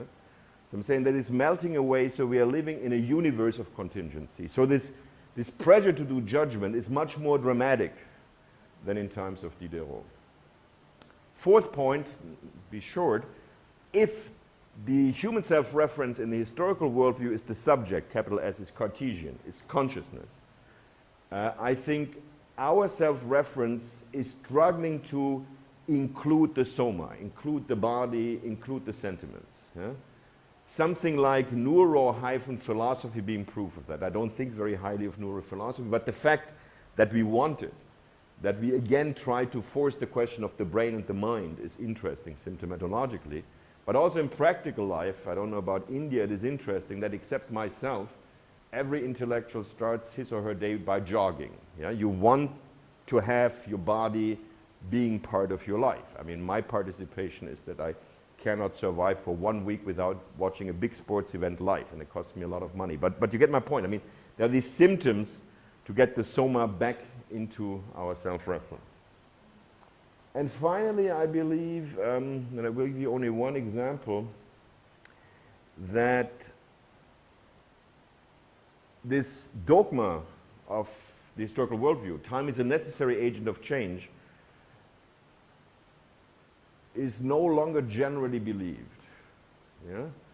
I mean, one rather horrible proof is the return of certain religious fundamentalisms, like creationism in some American states, Tennessee, for example, where this is now official, and it did not used to be official. It was not official 50 years ago. But a more interesting thing is Goethe's philosophy of nature. I mean, Goethe died in 1831 thinking that his most important contribution to humankind has been his philosophy of nature. Nobody read his philosophy of nature because it was not evolutionist. It had these ideal types that can unfold, but it had no historical component. Today, I hear from my colleagues in science and from philosophers of science, Goethe's philosophy of science is being taken seriously again. I don't care, to be frank, but it is an interesting symptom. Now, I'm not saying that the broad present has any genealogical affinity with Diderot. It was not people reading Diderot or Goya or watching Goya or reading Lichtenberg or listening to Mozart. You can ask me about why I think Mozart is part of that. I think it's an affinity that just so happens, but let me just highlight 3 elements of this affinity. It is first this present that is a horizon of perspectivism, a horizon of simultaneities, in a more dramatic way than in Diderot even. It is second, due to this present that has no necessities, the centrality of judgment, of the act of judgment. Yeah? I think the act of judgment, this is why if somebody reads Kant today, they always read the third critique first, and for good reasons. And it is finally and obviously this obsession to recuperate the somatic part, the sensual part, the physical part into our self-reference, into our conception of human existence. And as you have been so patient, I will not torture you with a long 5th part, just 3 concepts. Yeah? I mean, this has been basically the outline of my book. And I do think I will be done come September. I actually have Rêve d'Alembert and Jacques le Fataliste with me. This is why my luggage was so heavy. So beside the seminar, I'm going to get ready to write these chapters, and these are the 2 remaining chapters. Okay. Now, if we can say that the crisis concept was part of philosophy of history, of the historical worldview, and if we can say that the historical worldview is no longer exclusively dominant, now I have to underline it has not disappeared, because see, it is in the logic of the broad present that nothing disappears, not even its own predecessor. Yeah, the historical worldview is still around, and it will probably be around for a long while in history departments and also in elections. You cannot run a parliamentary democratic election without believing in an open horizon. I don't know about India. I mean, in Europe and North America, nobody believes when the politicians tell you how they're going to change the world. But at the same time, there is no other solution. It feels like Churchill. This is the worst political system, but all the others are even worse. Yeah? I mean, I don't know about the feeling here, but so there are pockets in society where this still exists. So in this sense, you could, of course, say the humanities could go on focusing on crisis moments, trying to extract regularities of historical transformation, and predicting the future. My personal experience, however, is if this never received much credibility. You know, not even, I don't know, in 1968, I'm 1968 generation, the famous student revolution in Paris and so forth and so forth. I mean, today it produces laughter. Yeah? I mean, for example, it is very funny, the German Chancellor, Frau Merkel, she has an ethics council, and on this ethics council, there are only philosophers from German universities. No, but I mean, the funny thing is, it was institutionalized with much pomp, so Frau Merkel affords an ethics council, and ever since, you've not heard a word about this ethics council. Could any of you seriously imagine she would decide her policy on immigration, which is a very good policy, based on what the ethics council is? That's completely unthinkable. It may be sad for us, but this is not how the world functions. This is why I want to finish by proposing that perhaps the humanities could rethink how they think about themselves and what they want to achieve. And I will give you 3 concepts, and I will not develop them because this would be certainly enough stuff for an entire Hyderabad seminar. And these 3 concepts that I want to emphasize are contemplation, riskful thinking, and imagination.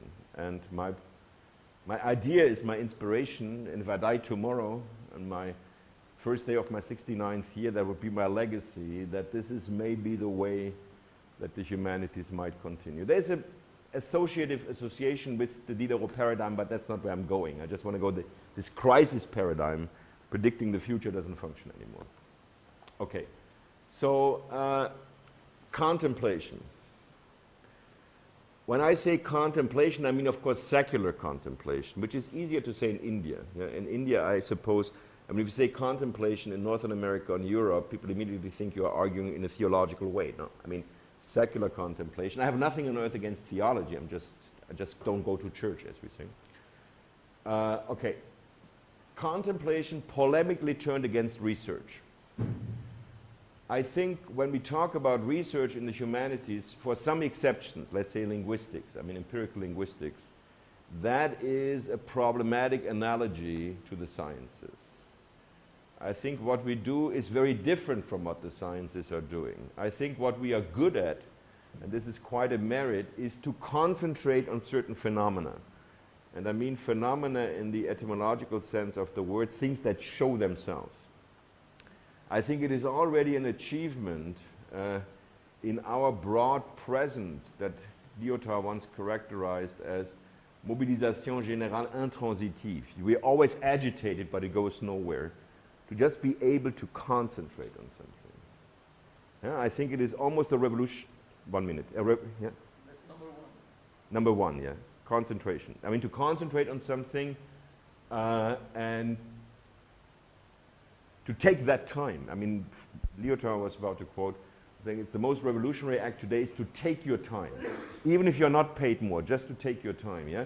I mean, to come to Hyderabad and talk 2 weeks about presence. I could say, you know, presence, you can explain that in 10 seconds, right? Take your time, 10, or a lifetime.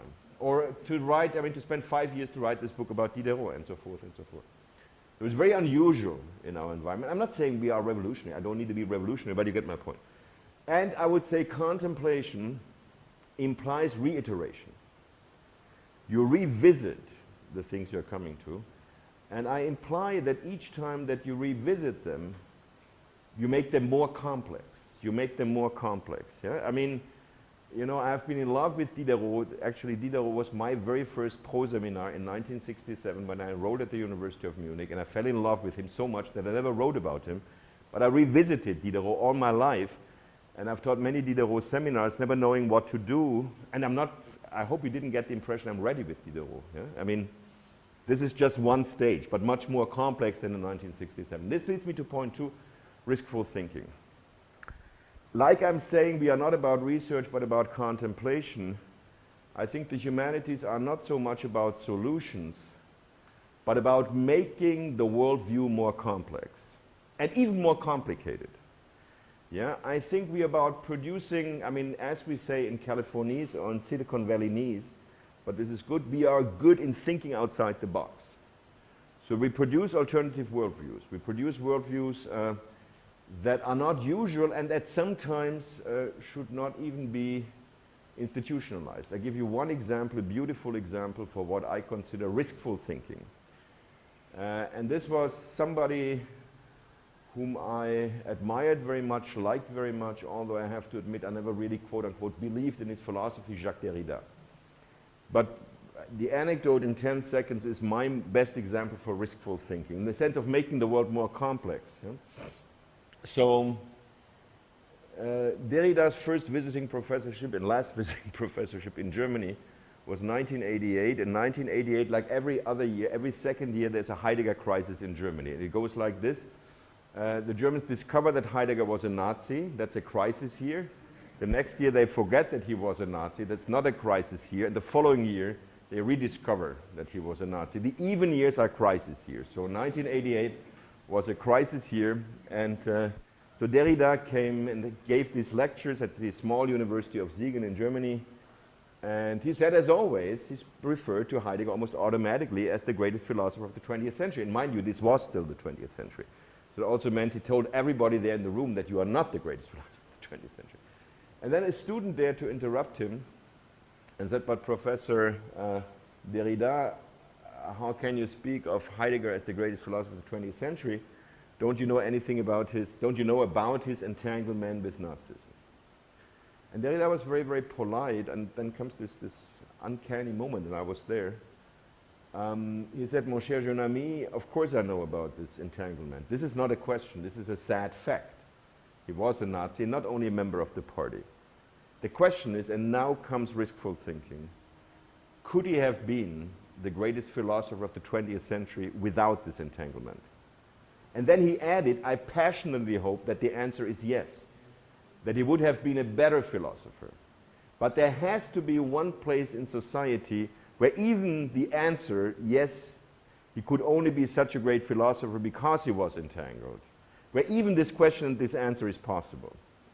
And I think this is the university, and in this sense I don't think it is bad. It is normally a negative metaphor if the university is an ivory tower. I think the fact that we are at a certain distance from society, I mean not close to society, but you know, I don't think that this is necessarily discussion for TV. I mean, this discussion about Heidegger and Nazism, yeah, or for Donald Trump. But there has to be a place in society, now you know why I call it riskful thinking. I mean, this thinking outside the box oftentimes produces risks, but I think there has to be one place in society where these risks are possible. And finally, I do believe, and this is of course not just three concepts and not more. I give you three and you play with them in whichever way you want. I do think that the humanities and arts, and maybe this is why we call them arts, I know it's a reference to medieval university of course, but we can misunderstand that intentionally. Humanities and art should be a place that should not only emphasize rationality and reason, but also imagination. And I'm saying imagination not necessarily in the sense of poetic imagination or imagination of a composer or an artist, but our imagination. For example, historical imagination. Yeah? When I was coming to the city this morning, I didn't see much, but I immediately, I mean, most of you do that, you try to imagine what this must have looked like 1,000 years ago or 200 years ago or only 51 years ago when I was here for the last time but didn't come to Baroda. I mean imagination in the sense that yes, contents of consciousness that are images and that are allowed to be images unfiltered by concepts, and that because they are unfiltered by concepts, they have a greater closeness to our physical, to our somatic being. They are more, to use a final Heideggerian distinction, ready to hand, zuhanden, practical, not necessarily in the political sense, than present at hand. So I do believe that in the sense of letting contemplation, riskful thinking, and imagination happen, we would use this place, this institutional place that we have in the best way. And I'm infinitely grateful for your attention. I have to say I was nervous about this first talk in India, and this will be one of my best birthday memories ever. how you gave me the impression, maybe just politely, that you were interested in what I had to say. Thank you. So you were responsible, you said that you were responsible for bringing Derrida to Stanford. To Siegen. No, he came to Stanford. Yeah, he came to Stanford. That's mentioned in his biography. But this first visiting professorship in Germany, I mean, my wife is always saying modesty is not my main problem, so I want to be once modest, and did not mention that I was the one who organized this visiting professorship in Germany in 1988. That was a very tiny university, and probably he came there because it was so unsuspicious. You know, I mean, it was also always clear that I was not a Derridist. I mean, it was very clear that I admired and I wrote about his philosophy mainly very critically, but he very generously came there. And it was a fabulous, very intense 2-week seminars, the format that we both liked, this 2-week intense seminars. Yeah. And it's actually very funny, in the most recent biography by Benoit Peters, I have the honor now, I'm completely immodest, confirming my wife, I get an entire page footnote, and the reason is nothing glorious about me, the reason is the following. And Benoit Peters discovered that Derrida was exclusively giving lectures at places where he had la chapelle, as you call it in French. I mean, like ex-students or people who were Derrida fans. So, I mean, you know, it's like an ambassador who just goes to the embassies of his country. And says he does not know why Derrida came to Siegen and then to Stanford, because it was very clear that I was not a fan. He actually looked up our correspondence, and now I can be modest. He says there's nothing special that Gumbrecht said in his correspondence.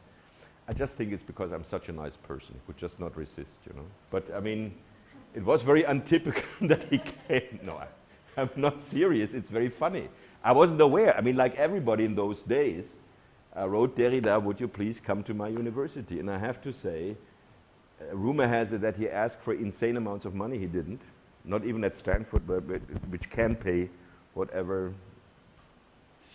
But he normally came, I mean, if you're interested in these anecdotes,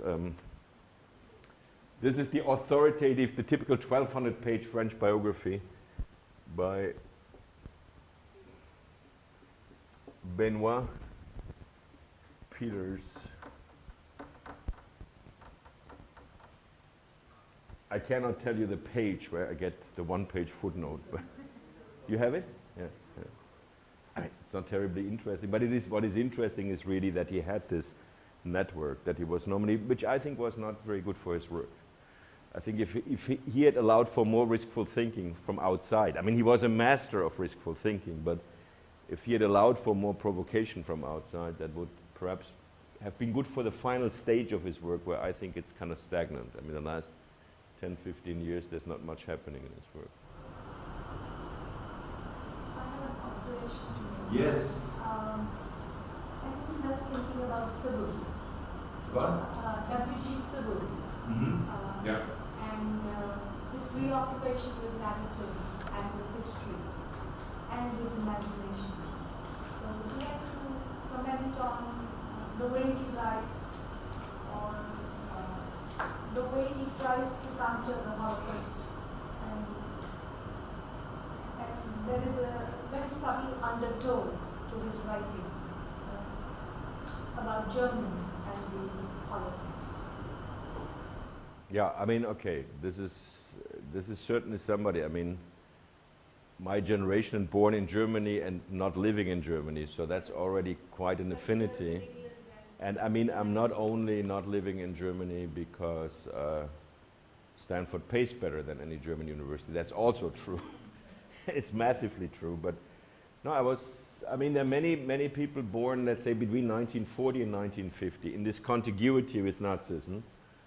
And born, I mean, you probably got that somehow as a connotation from what I was saying. I mean, my generation of people born in Germany, now I want to establish a parallelism with Sebald. I mean, we felt we couldn't help taking over responsibility for crimes that had happened without us being born, yeah? Which is a paradoxical situation. I mean, I will certainly die with this attitude. I don't regret it, but at the same time, it's impossible. I mean, and so this I think is true. I mean, not only for Sebald, not only for me. I will say it's not true for Günter Grass because, after all, neither Sebald nor I were old enough to be SS officers, but as Günter Grass turned out to be. But it's a very German configuration. Now,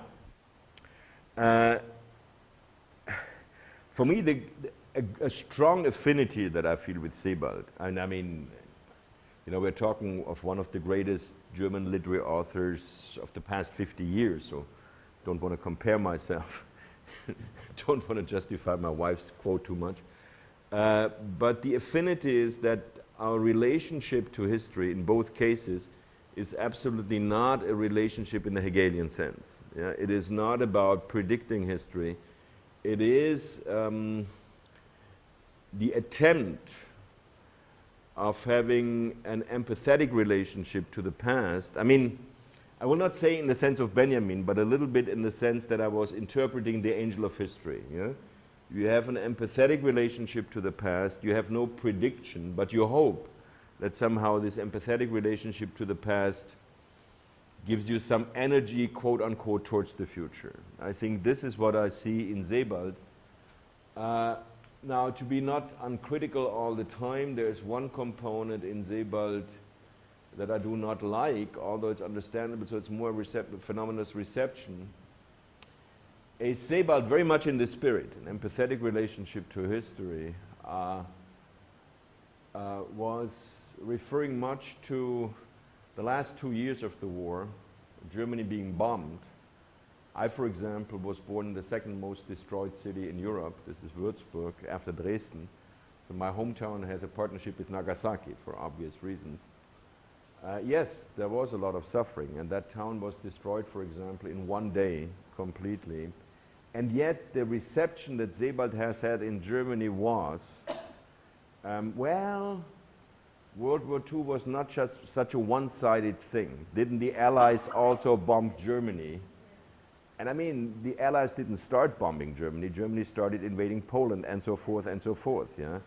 And if I imagine what my life would have been without the interventions of the Allies, I mean, including the Soviet Union, I certainly prefer, I mean, like Habermas, so I quote somebody much greater, you know, for all his Marxism, once said, and this was gutsy to say and important, I'm a product of American re-education.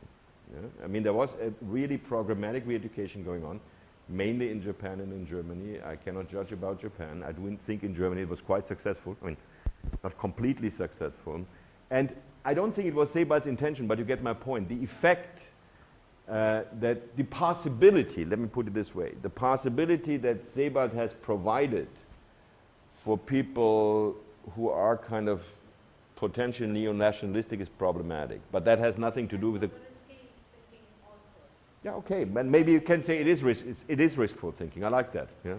Okay, you recuperate Sebald for me. That's good.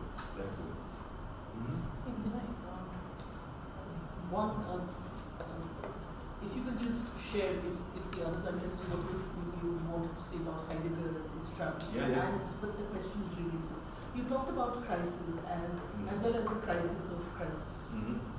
But throughout the lecture, although I didn't stop, two things kept coming. One is the colonial encounter for a country like India. Now, that was not really a crisis because there was a legitimizing narrative around it, whether it was the civilizing mission, the burden of the white man, etc., etc. Now, would you see that as a crisis? Would you see that as the crisis of a crisis? How would you, and the second, for instance, you talked about Marx. If you bring in Gramsci, and Gramsci's understanding of hegemony, which legitimizes what Marx would see as the crisis, what would you see, how would you interpret present day, the way Gramsci looks at present day capitalism? Is it a crisis? Is it that legitimizing, does it become a crisis of the crisis? How would you look? And for India, for instance, the colonial part. Okay, I start with the... Because most people, at that time, for instance, someone like Raja Ram Mohan Roy kind of accepted the colonial authorities as legitimate. So I'll start with the Gramsci question, which was your second question, and then go back to the colonial encounter question, I will actually quote Marx, so using fresh material from my seminar. Let me preface it by two remarks. I mean, it's important. I mean, I've made it, I mean, you know, yesterday in this long flight, and I thought about this 2 weeks in India. So I will not pretend that I'm a specialist in the colonial situation, the Indian situation. I know this would look much more politically correct, but I much prefer coming here, trying to be a specialist in where I'm a specialist and be open to learn from you. So I'm very, very thankful for the question, and I mean, yes, I think I can think about this question, but I will not pretend that this is what I'm doing every day. I will also not pretend, like I was saying, referring to the Marx seminar, that I'm a Marxist. I am probably, I mean, for complex reasons, but, you know, if I had had my way, I would have voted Sanders in this election, which I will not have the possibility, rather than Hillary. And Sanders, that would be a good candidate for me. Doesn't have to be much more on the left than okay. So, meaning also, I want to tame capitalism. I don't. Maybe I had too much experience with East Germany and stuff. I wouldn't want to go back to state socialism. Just so that we know the premises. Okay. Now, crisis of capitalism. This is very, very interesting and very important. I recently wrote something about it, and this makes the following distinction. Makes a distinction about ideology and fundamentalism. Yeah?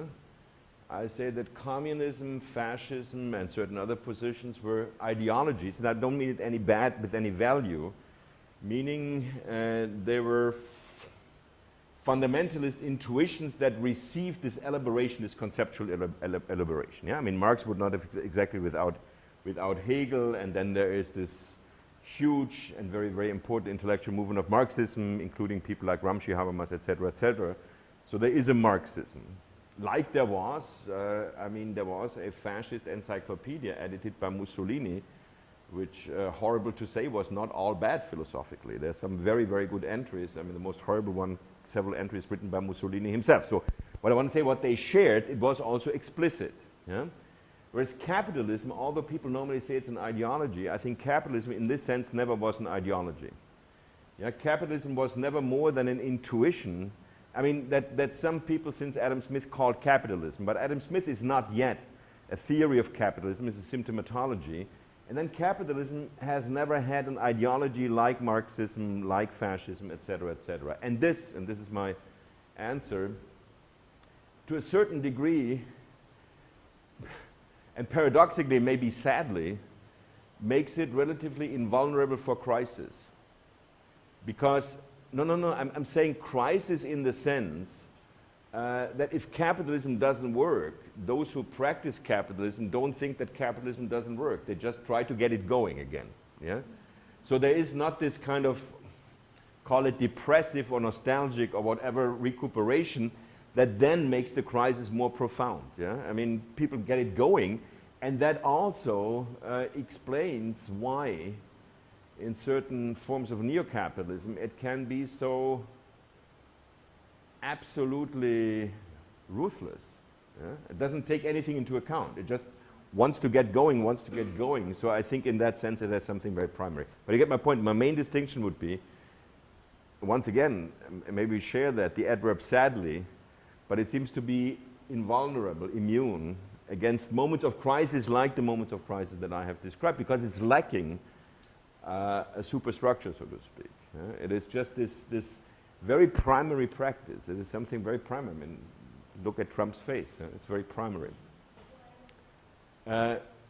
Is that...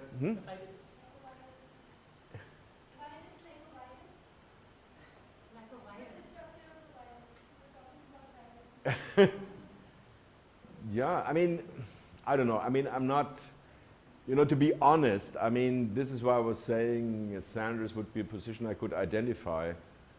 I mean, how often will intellectuals be allowed to dream the dream of state socialism, and then, I mean, the results it has produced so far have never been very encouraging. And this has to do with the economy not getting going, and it has to do, I think, with a too generous anthropology. I mean, it's I think the basic flaw of Marxism was that it was based on an anthropology that believed that the main, I mean, coming from Rousseau, that the primary human reactions were compassion and identification with the other, but that doesn't seem to be true. The world doesn't seem to function this way. So, you know, I mean, what is the state of the art, so to speak, in the EU seems to be, I mean, I don't like to live in Europe for some strange reasons or some reasons. No, but I mean, let's say, look at a country like France today with the problems that France has today, with the debates that France has today. That's not all so bad. Yeah? I prefer that certainly over the months. I've lived one country that was declared socialist, and I spent maybe 3 months total there that I found very happy, and then I will try to answer the other question. And that was Yugoslavia. Yeah? That was a type of state socialism, but with a liberality, maybe also with a Mediterranean flavor that made it very livable. Yeah? But then, of course, you could see it depended on one person. The moment Tito died, this happiness turned into civil war within a month. Yeah? So now I have gotten so explicit, and I'm not pretending the jet lag is kicking in. What was the Heidegger question again? In response to him, you said you'd be telling us something if you... Oh. I don't know if there's time for it. That's the right time. I wanted to tell this anecdote. So, I mean, Heidegger was very provincial, as we all know. Yeah? I mean, he came from a very provincial town on the Lake of Constance. And actually, Freiburg was the next, I mean, he was an altar boy, was supposed to become a Catholic priest. So went to Freiburg, that's about 100 kilometers away. And when he got his first offer for a university position was in Marburg. That was about 250 kilometers north, and he found this was already unbearable, and he postponed it as much as he could. So it's very, very local. So when you read the early Heidegger about horizons, you always think this is a very narrow, I mean, biographically, right? This is a very narrow horizon. And the anecdote I wanted to tell is that, and it's in all the biographies, that so in the 1950s, and the Heideggers didn't have much money because, in a way, thank goodness, he was never back to be officially a full professor. He was only had the status of a visiting professor, so he never had a full professorial salary. But anyway, at some point, Elfriede, his wife, gave him as a Christmas present to travel Greece. But as they had so little money, Elfriede was also famously cheap. She bought this trip on the cheapest traveling agency that exists in Germany until the present day. Ask any German. And it goes by the name of Neckermann.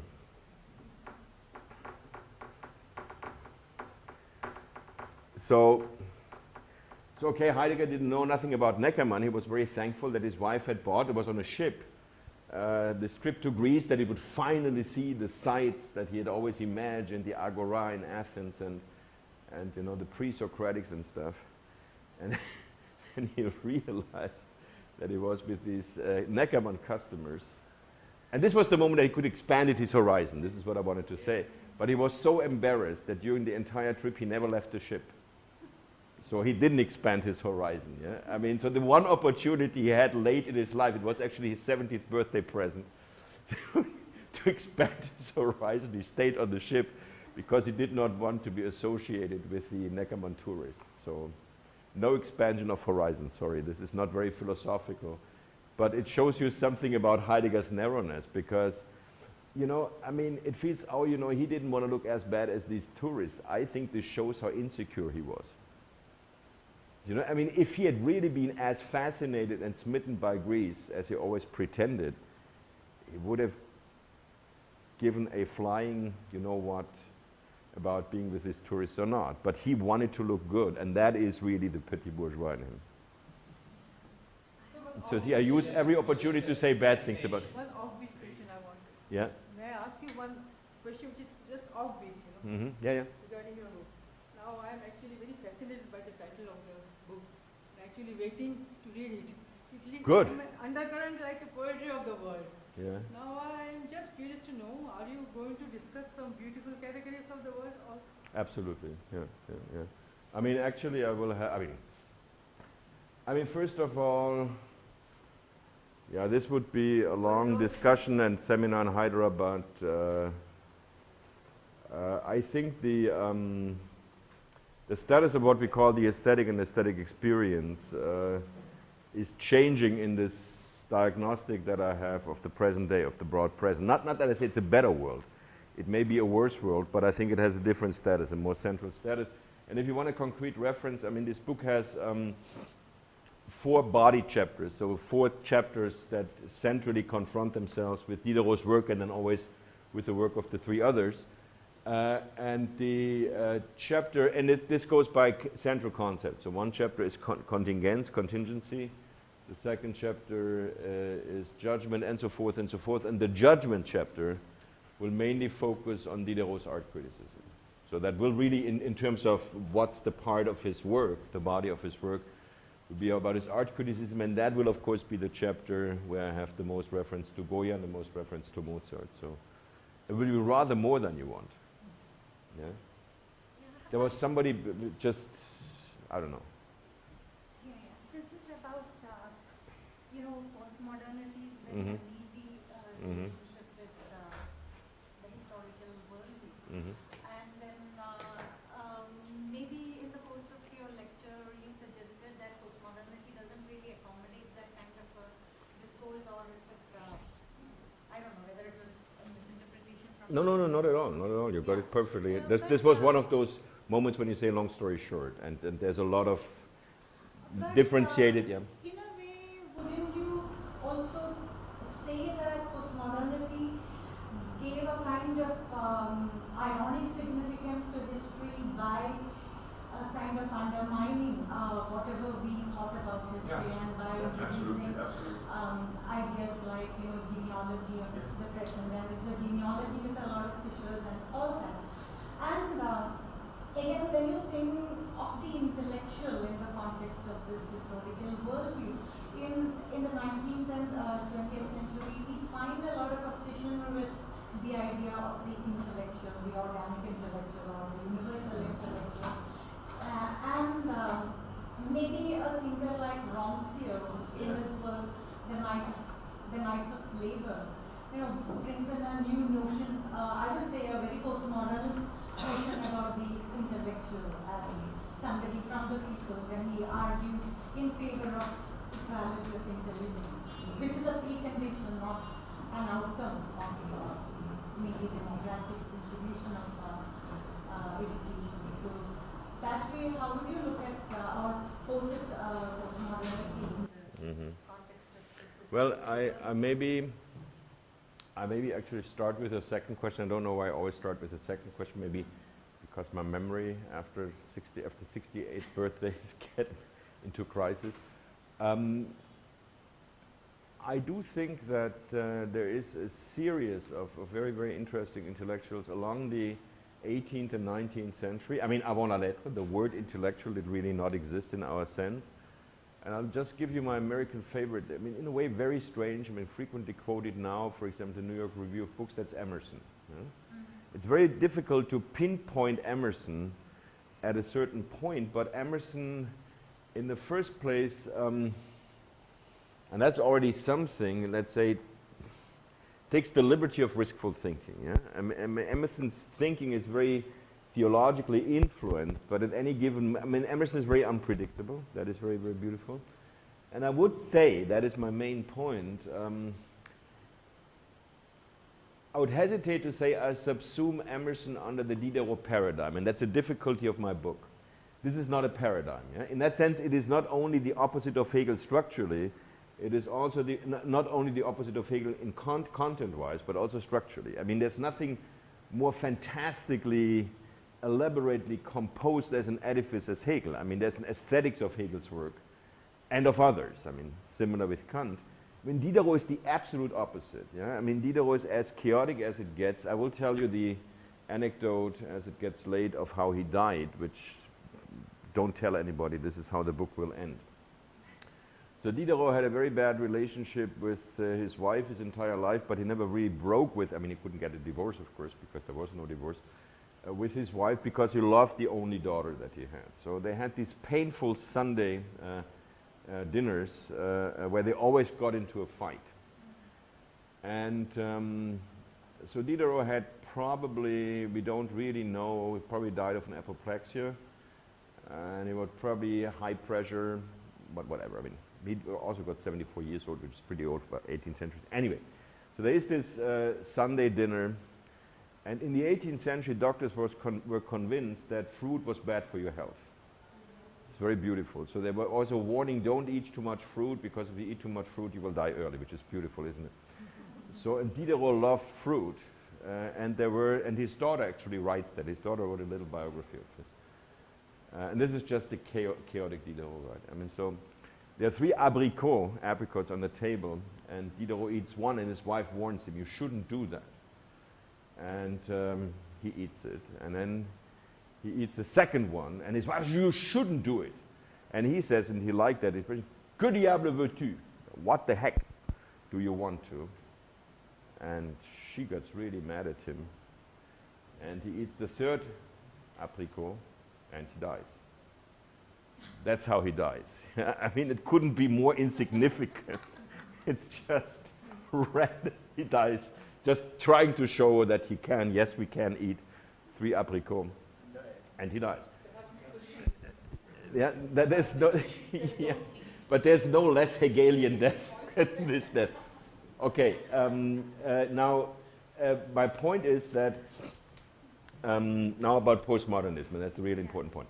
So my point about the book would be that there is no Diderot paradigm, and I've always, this is why I call it Prose of the World. That's a quote from Hegel, and prose is also, it's beautiful. Hegel says that's for which he finds no place. It's all interesting, but he finds no place, and it's very much Diderot.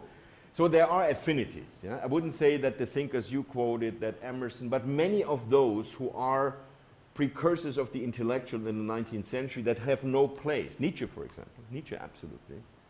Yeah? In that sense, Nietzsche has no, I mean, Nietzsche has this huge resonance, and Nietzsche is a fantastic thinker, but there's an affinity with certain of these motifs, judgment, body, and so forth, but there is no canonical place. Now, but the thesis of this book after 1945 is that what we call postmodernism is the moment on which it dawns on Western intellectuals that the historical worldview somehow doesn't work. Yeah? I would say, I mean, 68, I mean, this is my generational moment, so to speak, was it doesn't work, we have to fix it. Yeah? I mean, in France and in Germany and in the US, this was confronting our parents' generation with what they had done, and I said, once they tell us the truth about the 1930s, 1940s, history will work again. Yeah, you have. Yeah, but at the same time, this kind of a historical view, worldview that they had accommodates a lot of risk thinking, because they accepted imagination and narration as tropes that can go into history. Well, I don't know. I mean, this would be, depends on also what you subsume under postmodernism. I mean, Camus' critique, for example, L'Homme Révolté, which I take very, very seriously, is actually, it has become too abstract. Yeah, it has become so much a standard prediction of the future, and it has to be state socialism, and every intellectual has to be a Marxist. And he says, and it is profoundly immoral, yeah? To sacrifice lives for a future that is completely abstract. He literally says abstract. Okay, so I think postmodernism, I mean, so there's 68, and that is, I mean, in Europe especially, well, it starts actually at Berkeley, 68, I mean, Sattergate, but anyway, starts at Berkeley, spreads into Europe. That is the moment of my generation trying to fix the historical worldview. Yeah, we have to become better Marxists. That's the point. I mean, first thing that I did before I enrolled at the university was to enroll in the Socialist German Students' Union. That was the Marxist students. No, that's what you did in 67. There was no alternative because you wanted to fix that. And I think postmodernism is this moment, you know, Lyotard's text being critical. I mean, Lyotard got excluded from the left with the postmodern condition because he said, no, it's not about fixing Marxism. I mean, there's something more profound going on. I mean, he couldn't pinpoint it.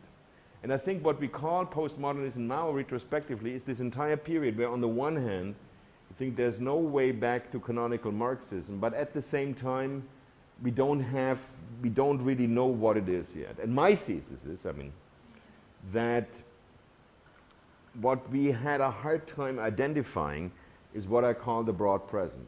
this different temporality, yeah, this different worldview. I'm not saying it has to be canonically the way I describe it, but whenever I talk about that, and I had the same impression with you, when I'm saying our future, our everyday future is not an open future anymore. Nobody globally believes in an open future. And this thing that the further the past goes away, the less, no, the past invades the present. I mean, all the past is there. We have, in a way, you could say, we have too much pastness. Yeah? I mean, if you know, for example, which is silicon, that no email you will ever write in your freaking life will get definitively erased. Yeah? I mean, I'm not terribly hysterical or scared about that, but just imagine the accumulation of pastness. Yeah? So this is completely, I mean, it is mind-boggling. I mean, also, you know, as computers are ecologically problematic, you don't really know what to do with computers, and Stanford has a contract with Apple. So every Stanford professor gets a completely new Apple up-to-date computer equipment every year. I hate it, because by the time I get a new one, I'm not even used to the old one. But all the attics at Stanford University are full with old computers that you cannot destroy because they're toxic. But at the same time, that's the point I want to go, they all contain information that's not been erased. Yeah? So get my point. I mean, I think there is smashing evidence that our everyday temporality is no longer historical. And now going back, and this is where I wanted to go, the postmodernity seems to be those 2 or 3 decades in which we know, on the one hand, I say we because, I mean, I was already alive, so to speak, we know that there's no way back to an orthodox Marxism, but we hadn't realized that this was really, my friend Peter Sloterdijk, I don't know whether the name is known when he read my book after 1945, and I loved this description, I said, this is the tragic-comical autobiography of our intellectual generation. Yeah? Because, I mean, describing all these moves, and we were really honestly, 68, this was very serious, this was very honest. And retrospectively, you think you try to fix something that it no longer exists. Yeah, so. Okay, with this, thank you. And happy birthday again. So thank you. I thank you all. 68 is, the crisis moment is over now. I'll get a cigarette.